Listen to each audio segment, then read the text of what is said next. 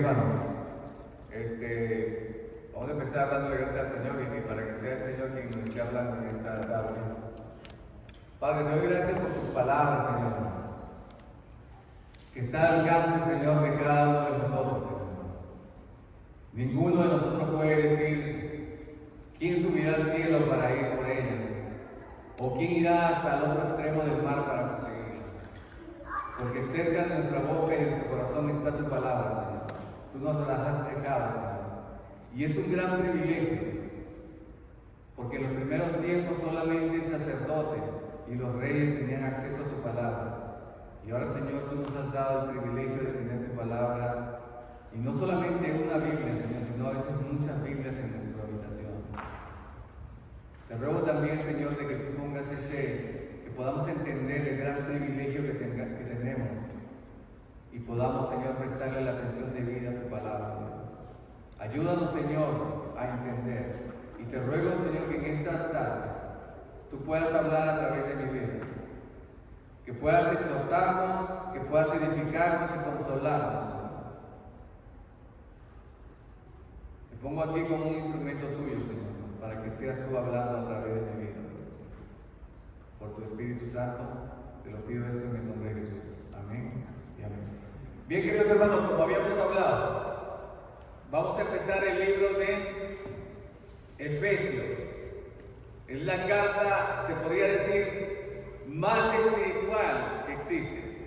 O sea, es difícil muchas veces entender. Yo creo que cuando Pedro dijo que alguna de las palabras o de los escritos de Pablo, los cuales eran difíciles de entender, quizás se refería a esta carta. Y le pido al Señor que pueda ayudarme y pueda expresarlo de una manera sencilla para que podamos entender la grandeza de esta carta. Cómo el Espíritu Santo inspiró a Pablo a escribir esta epístola. Y la verdad que es maravilloso ver. En esta carta, hermanos, se encuentra la doxología, es decir, la exaltación o la declaración de la grandeza de la obra de Dios, de sus atributos. Es la doxología más larga que existe. De todas las doxologías que ustedes conocen, como al Dios único, a Él sea la gloria, al Dios fiel, y muchos otros doxologías de las que habla de la naturaleza o de los atributos del Señor, este tiene una doxología desde el verso 3 del capítulo 1 hasta el verso 14. Estamos hablando de 13, 12 versículos que hablan de la grandeza de la obra del Señor en nuestras vidas. Ahora, ¿cómo un judío apegado a las leyes, creyendo que la salvación dependía de un esfuerzo puramente humano en cumplir las leyes de Dios, puede exaltar de una manera tan grande la gracia de Dios? Una gracia inmerecida en la cual el hombre no tiene ninguna parte, ninguna manera de gloriarse o de decir yo me esforcé para lograr esto. Esta carta, hermanos, se podría decir que es espectacular. Muchos de los reformadores decían que era la carta más excelente, y muy pocos leemos la primera parte de esto, y eso es lo que vamos a tocar hoy, la carta a los Efesios. Vamos a hablar sobre el capítulo 1, si Dios lo permite, y podamos terminar todo el capítulo 1. Quiero que le prestemos mucha atención, ¿sí? Y si está conmigo, ya tiene su Biblia abierta en su dispositivo electrónico o en su papel, puede estar conmigo en el capítulo 1. Pablo dice así: Pablo, apóstol de Jesucristo, por la voluntad de Dios, a los santos y fieles en Cristo Jesús que están en Éfeso.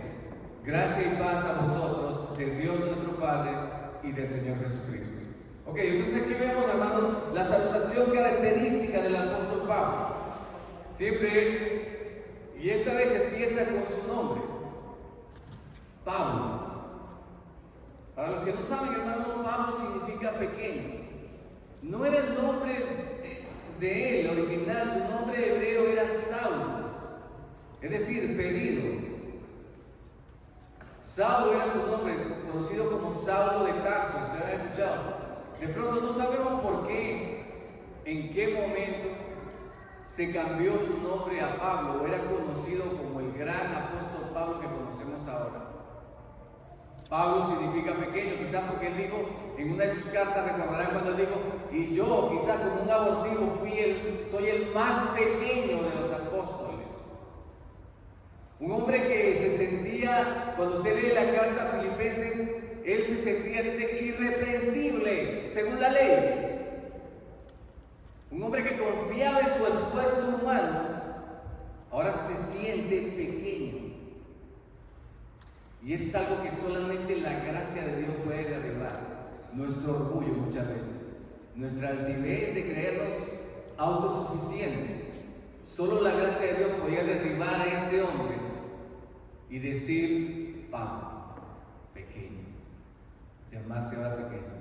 No el pedido, sino pedido de Dios, como es Saulo, sino ahora pequeño. Pablo dice, apóstol de Jesucristo, es decir, el enviado de Jesucristo. ¿A quiénes? A los santos y fieles en Cristo Jesús que están en ellos.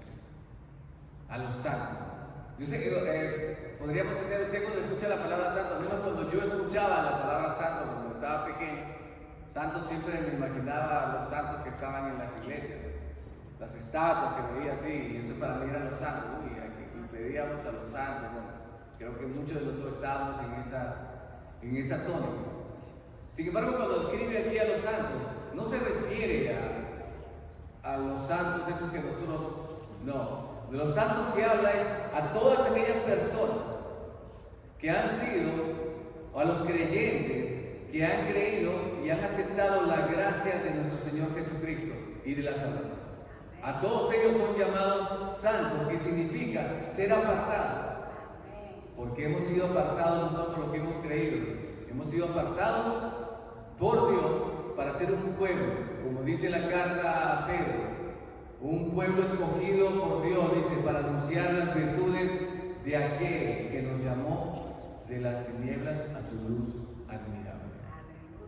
Amén. Ahora bien, y en la primera salutación termina aquí, dice, gracia y paz, un saludo normal de gracia y paz a vosotros, de Dios nuestro Padre y del Señor Jesucristo.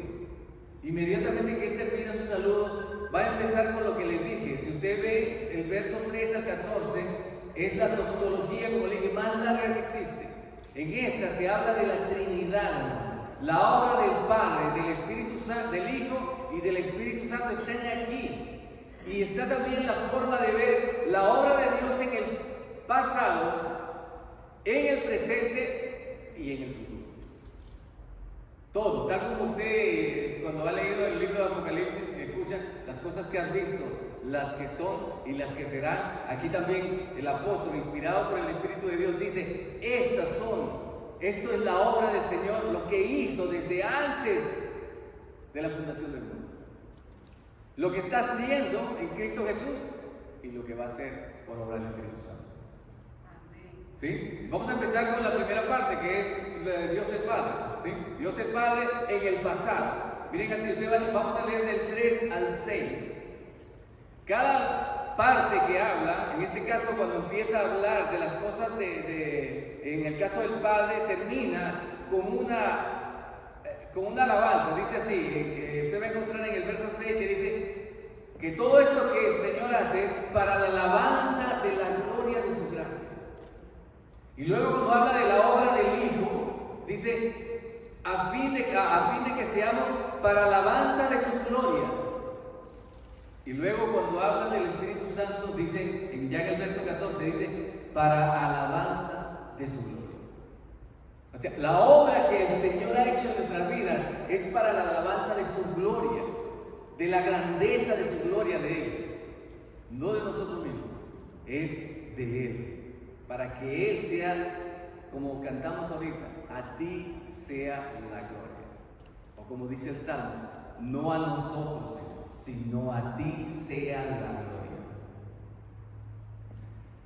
Bien, entonces vengan conmigo. Verso 3 dice así: bendito sea el Dios y Padre de nuestro Señor Jesucristo, que nos bendijo con toda autoridad, con toda bendición espiritual en los lugares celestiales en Cristo, según nos escogió en Él antes de la fundación del mundo, para que fuésemos santos y sin mancha delante de Él, en amor, habiéndonos predestinado para ser adoptados hijos suyos por medio de Jesucristo, según el puro afecto de su voluntad, para alabanza de la gloria de su gracia, con la cual nos hizo aceptos en el amado. Vamos a meditar en estos primeros 4 versículos. Dice: bendito sea el Dios y Padre. La palabra bendito no es la que usualmente se usa. Si ustedes han oído hablar cuando el Señor dijo: benditos aquellos, los mansos, o bienaventurados se traduce. Bienaventurados o benditos aquellos los pobres en espíritu. No, esta palabra es diferente. En el griego original este es eulogios. Ustedes han oído hablar, quizás han oído en nuestro idioma español la palabra elogiar.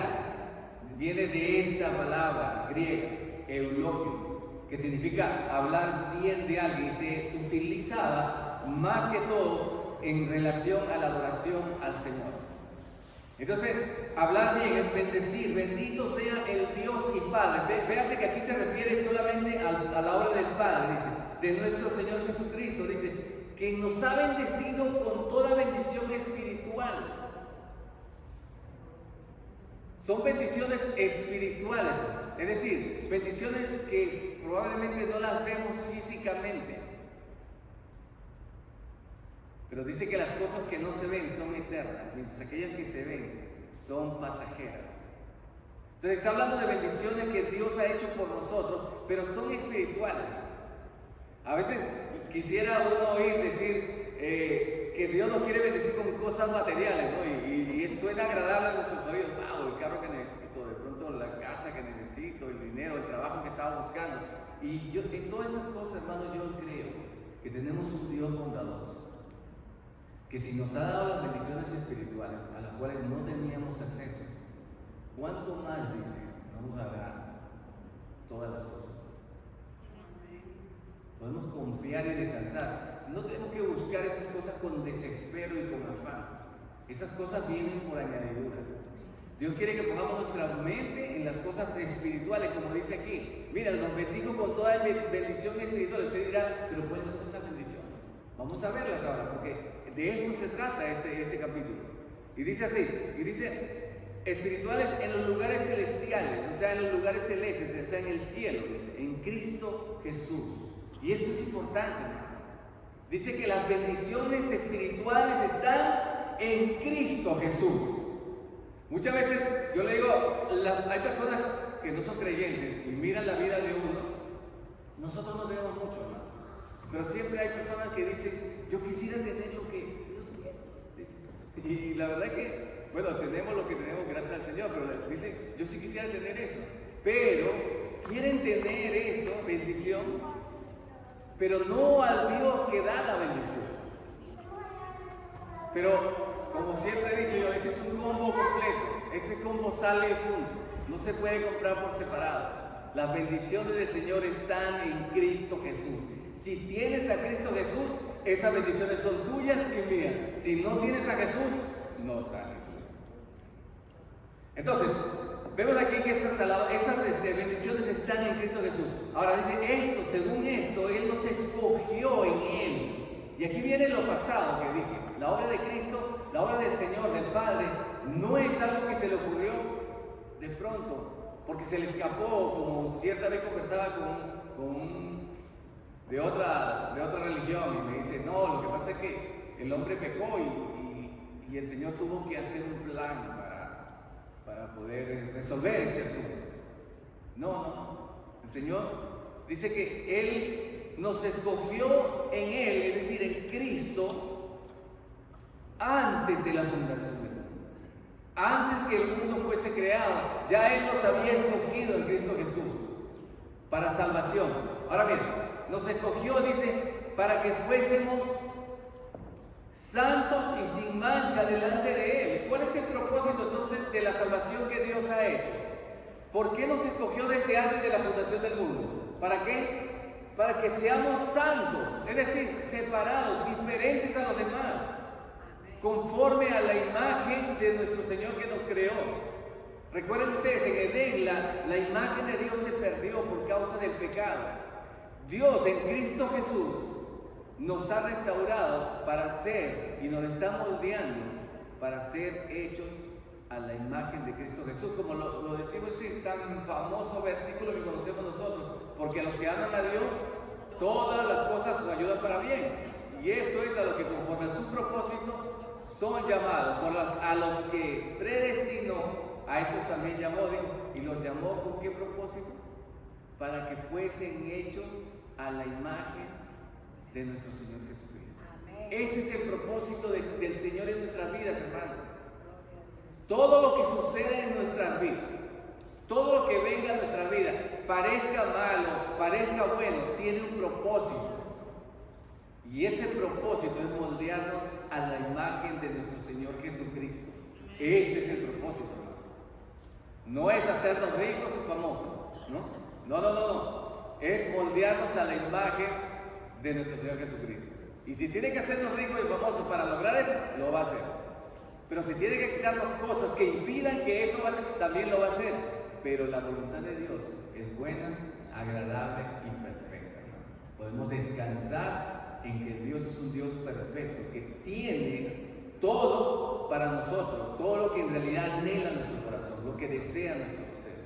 Amén. Ahora bien, dice así, sin manchas, en amor, dice, habiéndonos predestinado para ser adoptados hijos suyos. Hermano, esto es grandioso. Usted dirá, pero ¿por qué? ¿Qué tiene de grandioso eso? Porque una persona adoptada aquí es alguien que no era de la familia, que no tenía acceso a esto. No es que no era un hijo pródigo. No, hermano, no era un hijo pródigo. Un hijo pródigo es que se gastó el dinero y se fue, vivió una vida desenfrenada, pero su padre lo estaba esperando. Era su padre. No importa lo que hiciera, es mi hijo, yo lo espero. No, un hijo adoptado ni siquiera es parte de esa familia. Hermano, por eso la importancia de ver esto. Dice, nos adoptó, hermano. Es decir, no teníamos parte. No éramos hijos de Dios, ahora somos hijos de Dios porque hemos creído en Él. Si tú has creído, entonces eres parte de eso. Y nos adoptó, es decir, hermano, esto es grandioso. No éramos parte de esto. No teníamos, como dicen por allí, arte ni parte en esto. Pero el Señor dice que en Cristo Jesús nos ha adoptado para ser hijos suyos por medio de Jesucristo, según el puro afecto de su voluntad. ¿Sabe lo que significa esto, hermanos? Se lo voy a decir en palabras coloquiales, no se me vaya a ofender, pero dice así: porque le dio la gana. Esto no tiene porque me cayó bien, porque hizo una obra buena, porque la verdad es que lo vi que en su corazón había algo bueno. No, es porque solamente a Él le agradó hacerlo así. Por eso es que el Señor le dijo, cuando oró, dijo: te alabo, Padre, porque escondiste estas cosas de los sabios y entendidos y se las diste a estos pequeños. En Cristo Jesús. Y es su voluntad. Y todo esto tiene un solo propósito, hermano. Dice, para alabanza de la gloria de su gracia, de su don inmerecido hacia nosotros, para que se le alabemos y le exaltemos. Ese es todo. Es el fin, el final de todo, la alabanza de la gloria de nuestro Dios. Esto es, hermanos, en relación al Padre. Ahora va a enfocarse más en el Hijo. Fíjense ustedes. Para alabanza de la gloria de su gracia, con la cual nos hizo aceptos en el amado. Ok, hermano, ustedes saben que esa palabra aceptos, o sea, nos hizo aceptables, está solamente 2 veces en la Escritura. Solo 2, no hay más. Y lo vimos la semana pasada, cuando estábamos hablando de María, ustedes recordarán. Cuando le dice, salve favorecida, el ángel le dijo, esa palabra favorecida, has hallado gracia delante de Dios. es la misma que dice aquí, con la cual nos hizo aceptos en el amado. Te puede decir qué privilegio el de María de haber sido portadora de la humanidad del Dios todo soberano. Bueno, hermano, déjeme decirle que usted también en Cristo Jesús tiene la misma bendición, la misma palabra usada solo 2 veces, para María y para nosotros que hemos creído. Amén. Denle la gloria al Señor porque se lo merece. ¿Y en quién? Dice así. Ahora bien, si usted viene conmigo al verso 7, en que tenemos redención por su sangre, el perdón de pecados según las riquezas de su gracia, que hizo sobreabundar para con nosotros en toda sabiduría e inteligencia, dándonos a conocer el misterio de su voluntad según su beneplácito, el cual se había propuesto en sí mismo de reunir todas las cosas en Cristo en la dispensación del cumplimiento de los tiempos, así los que están en los cielos como las que están en la tierra. En Él, asimismo, tuvimos herencia, habiendo sido predestinados conforme al propósito del que hace todas las cosas según el designio de su voluntad, a fin de que seamos para la alabanza de su gloria y nosotros los que primeramente esperábamos en Cristo. Ok, aquí está hablando esta segunda parte, nos habla de la obra del Hijo. Dice que en Cristo Jesús nosotros tenemos redención. Ahora, cuando hablamos de redención, hermanos, yo le digo algo, no es una palabra para nosotros común, no suena tan interesante ni tan importante. Yo difícilmente escucho hablar de redención solamente en las iglesias, pero en los tiempos en los que se escribió esta carta, la redención era algo, hermano, gran parte del Imperio Romano, o la mayoría, eran esclavos. Pocos podían disponer de tener una ciudadanía romana, eran esclavos. Y la esclavitud que tenían, esa esclavitud, ellos anhelaban que alguien pudiera redimirlo, es decir, alguien pudiera comprarlos y hacerlos libres. Entonces dice que en Cristo Jesús tenemos redención por su sangre, es decir, su sangre, hermano, la sangre de Cristo es la que nos ha libertado, como dice la canción, ¿hay libertad? Sí, su sangre nos ha libertado del poder del pecado, del juicio de Dios para nosotros. Entonces, hemos sido rescatados, hermanos, por su sangre. La sangre de Jesús no es para, hermanos, yo sé que he escuchado mucho y por ahí dicen, ay, la sangre de Cristo cubra esto. Ay, proteja mi casa la sangre de Cristo porque voy a salir, no voy de viaje. ¿Sí?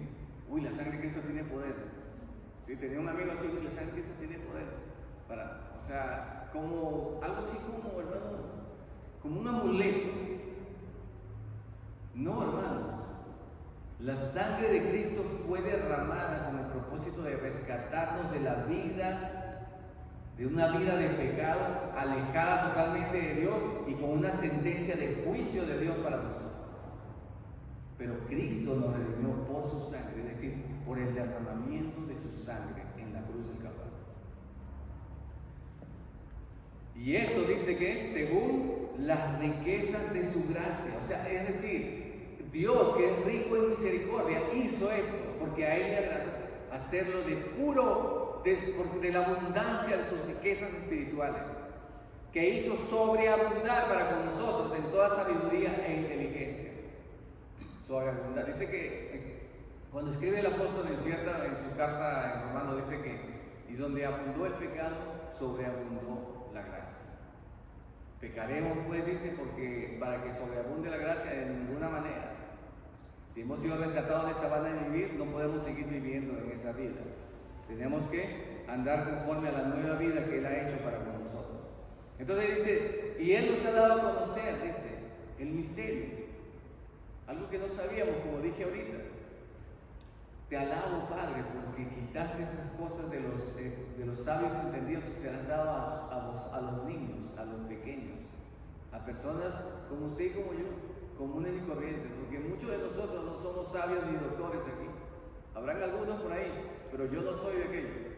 Sin embargo, Dios nos ha dado la iluminación y el entendimiento de ver la gracia y lo que Dios ha hecho en nosotros. y del favor que nos ha dado. Nos ha dado a conocer el misterio de su voluntad según su beneplácito, el cual se había propuesto en sí mismo reunir todas las cosas en Cristo, todas las cosas. Todo lo que va a pasar en esto, la restauración que el plan de Dios que tiene para la salvación total y restauración de este planeta es en Cristo Jesús. Fuera de él no hay nada. Se hizo de reunir todas las cosas en Cristo en la dispensación del cumplimiento de los tiempos, así las que están en los cielos como las que están en la tierra. Y en él, es decir, en Cristo, tuvimos herencia. Cuando usted oye la palabra herencia, ¿en qué piensa? De pronto en sus viejos, que tienen una buena propiedad y cuando ellos mueran, de pronto ustedes se van a quedar con parte de ella. No piensa en herencia, sino algo que le dejan nuestros padres, o quizás una tía, alguien, qué sé yo, un familiar, un tío. Después de muerto, bueno, dice aquí la Escritura de que nosotros tenemos una herencia en Cristo Jesús. Y cuando habla de esta herencia, hermano, me lleva al pueblo que estaba escogido para servir al Señor, al sacerdote, eran los levitas. Los levitas, cuando el Señor de las tribus de Israel, cuando se hizo la repartición de las tierras, que cada quien tuvo su herencia de tierra, ustedes saben que la tribu de Leví no tuvo herencia. Ellos eran los que se encargarían de las cosas santas del Señor, de ministrar, de servir en las cosas del Señor en el tabernáculo. Ellos no tendrían una herencia de tierra. Pero el Señor les dijo: yo soy vuestra heredad. Yo soy vuestra herencia. ¿Qué mejor herencia, hermano, podemos tener? Fue más grande la herencia que tuvieron los levitas que las tierras que recibieron. Porque heredad, hermanos, dice: yo soy vuestra heredad, de Dios, el que nunca termina, el que no tiene fin, el que es el eterno, es nuestra heredad. En él tuvimos herencia, habiendo sido predestinados. La predestinación, hermanos, sí está aquí en la Biblia, creemos que fuimos predestinados, pero no una predestinación, hermanos, de que Dios predestinó a unos para que se pierdan y otros para que se salven. No es así. Nosotros creemos lo que dice la Biblia, de que el Señor quiere que todos sean salvos y que todos procedan al arrepentimiento. Y Él predestinó en Cristo Jesús a todos, pero no todos van a aceptar ni tendrán. Entonces, y esto lo hace, miren, si termina así, dice esta parte, la de Jesús, dice: hemos sido predestinados conforme al propósito del que hace todas las cosas según el designio de su voluntad. Es lo que hablamos ahorita, porque a Él le plació hacerlo. Todo esto que vemos, hermano, es porque a Él le agradó hacerlo. La obra del Señor es porque a Él le plació. El hombre no tiene nada que ver, y es lo que me gusta más de esto, hermano, de ver un hombre que confiaba en sus obras. Era un hombre dedicado al Señor, creyéndose que en realidad merecedor de la gracia de Dios, merecedor de la salvación. Sin embargo, ahora está diciendo y declarando de que en realidad esto no tiene nada que ver conmigo, esto no tiene nada que ver contigo. Esta es una obra totalmente que le pertenece al Señor. Él lo hizo porque a Él le agradó. En Él, en Cristo, hemos sido también vosotros, habiendo oído la palabra de verdad, el evangelio de vuestra salvación, y habiendo creído en Él, hablándole a creyentes, personas que han aceptado la salvación en Cristo Jesús, fuisteis sellados con el Espíritu Santo de la promesa. O sea, es decir, Dios les puso una marca, un sello imborrable, un sello indeleble, en el cual es imposible que se pierda. Y ese sello, dice, ha sido el Espíritu Santo de la promesa. Entonces, hermanos, tenemos el Espíritu Santo en nuestros corazones como una promesa de ¿qué? De que Dios volverá con nosotros. Amén. Amén. Es decir, que es las arras, o sea, la garantía de nuestra herencia hasta la redención de la posesión adquirida para alabanza de su gloria. O sea que esta no ha terminado, hermano. Esto habla de la obra del Espíritu Santo hasta el final. Este es hasta que se cumpla la obra completa de redención, de salvación. Y el reino de Jesucristo venga otra vez a la tierra. Amén. Amén. Estamos esperando. Bueno, démosle gloria a Dios. Creo que vamos a quedarnos hasta ahí, porque ya creo que me pasé del tiempo. Sí, así que vamos a dejarlo hasta aquí. No hemos terminado el capítulo 1, pero en realidad no hay prisa, hermano. Creo que lo más importante es saber y conocer la palabra de Dios y lo que Dios ha hecho por nosotros. Entonces, ¿qué hemos aprendido en esta tarde, hermano? La obra del Señor es algo que Él lo hizo de su bondad, de su gracia. No tiene nada que ver con nosotros. Y Él lo hizo desde antes que fuésemos formados en el vientre de nuestra madre. Desde antes que formara el mundo, Él ya lo había hecho. Y todo lo hizo para reconciliar todas las cosas en Cristo Jesús. Si estamos en Cristo Jesús, somos parte de esta obra que el Señor ha hecho.